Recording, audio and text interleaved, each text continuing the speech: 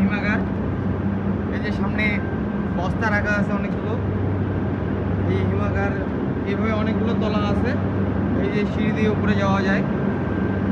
উপরে এভাবে এই যে দেখেন ফাঁকা, এই ফাঁকাগুলোর কারণে নিচ থেকে শীতল বায়ু, উপর থেকে শীতল বায়ু আলুগুলোকে সবসময় ঠান্ডা রাখে। ওইটাই আমরা দ্বিতীয় তলাতে যাচ্ছি।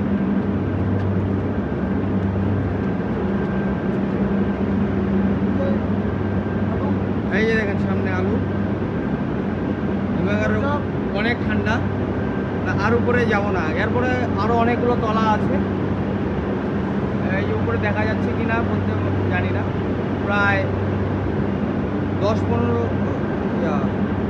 5 থেকে 7টির মতো তলা আছে। এই যে দেখেন সামনে এখন ফাঁকা, সব এগুলো দিয়ে আলু দিয়ে ভরপুর হয়ে যাবে কিছুদিনের মধ্যেই। বাইরে অনেকগুলো আলু আছে। আমরা এখন নিচে নামতেছি, ভিতরে অনেক ঠান্ডা, প্রচুর ঠান্ডা। এই যে